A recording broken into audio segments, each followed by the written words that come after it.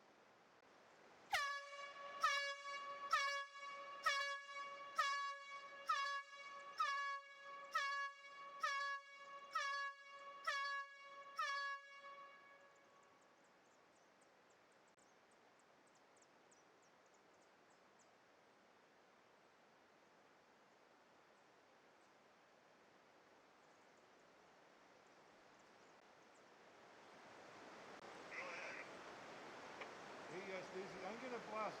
It's just a little blast, just some snags down on the end of that spur we're using right in the corner. But yeah, just to let you guys know we're doing it.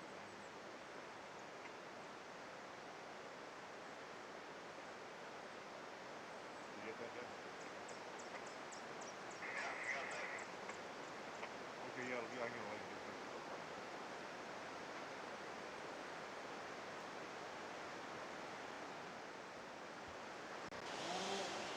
This is a fairly classic example of a snag that should be blasted with the couple of chunks hanging in over top of that bluff there.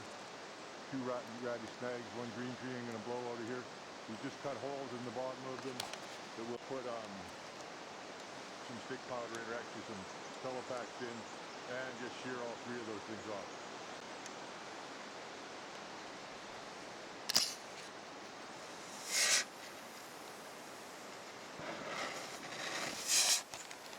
Okay.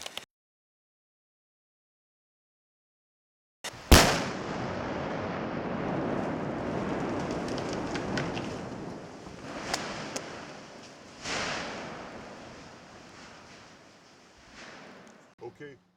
Yeah, well, just the problem with this tree is obviously we got the one cedar leaning into the other and pretty jammed in there. The big cedar that is leaned into is leaned this way, which makes them pretty difficult to fall because I don't think there's enough weight in that one cedar in the little one to push the big one over in that direction. And if you fall it this way, what'll happen is that the leaner's going to run into that hemlock and either snap the hemlock off or yank the leaner out of there, which would make it real dangerous for anybody hanging around down there, if the faller was standing. So what is with that hemlock too is that I don't want to stand underneath there and cut it up and put it into that cedar, which is where it's going for sure, because the limbs and that are going to break off and there's really nowhere to go.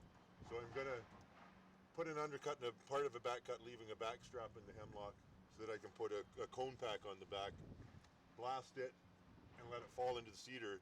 And then and I'll just use it with a safety fuse. And then on the cedar, I'm going to put a bag of Amex in the front of it, on that side of it, and hook it up for instantaneous detonation, so that when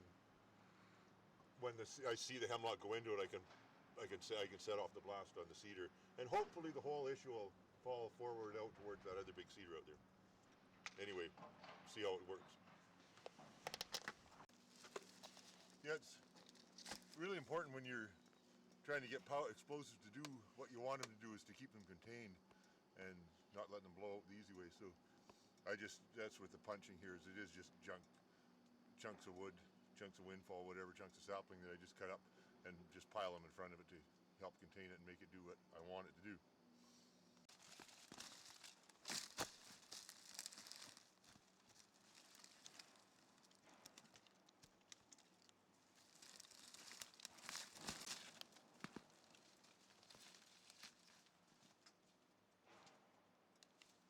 And that bag of Amex in there, you can see in the hole, qualifies as non-cap sensitive explosives. And so to make it go off, we need some cap sensitive explosives, which are what are in these bags. And this is the cap, which goes in them. And this will initiate it and make the whole works go off. And I'm gonna stick these under the explosives kind of on this angle to make that'll make the explosion travel that way and get into the heart of the tree and push it over, hopefully make it kick over this way. Here's the plan.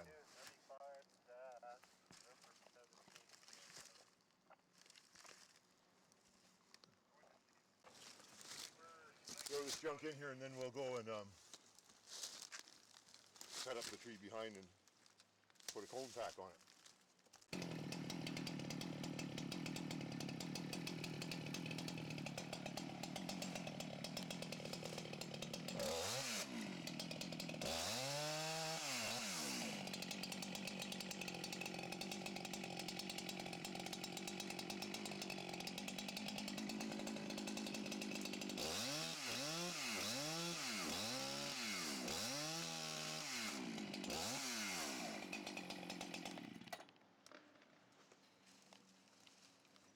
Now we'll just take and strap the cone pack onto the back of that thing and just get the cord strung out to the road and we'll be ready to go.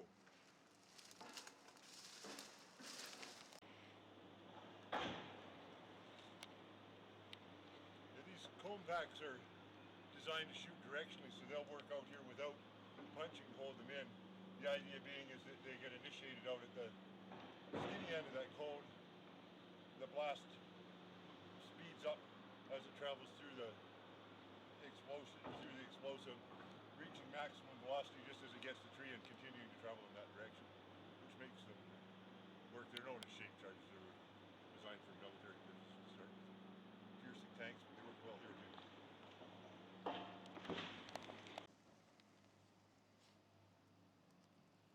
And then it's just always a good idea with these to, after you have it hooked together, is before you start rolling it out, is just tape it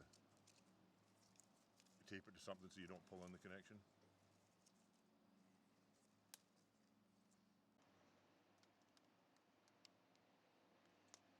Okay, so what we'll do is we'll roll this out to the road and get out to a safe place to stand to fire it. And then I'm going to come back and I'm going to light that, and it's going to take 4 minutes and 40 seconds plus or minus 10% to go off. And then and as soon as it goes off and lays into this, then I'm going to initiate this with the thumper out there, is the plan.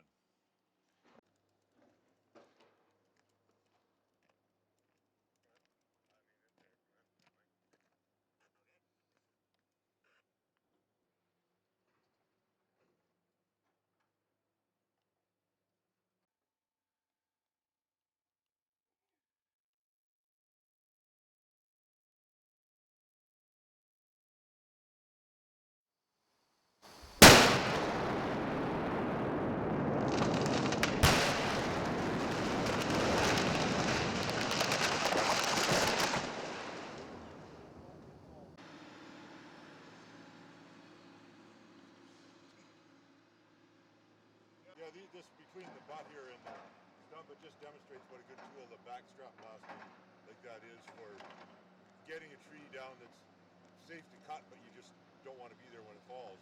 And you do very little damage to the wood. You can put the tree right in lay just like you were falling it, and it's just as a real handy tool and part of the faller blaster training.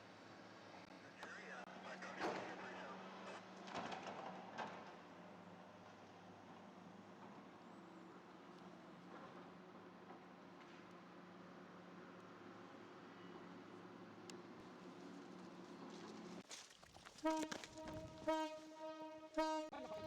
it do?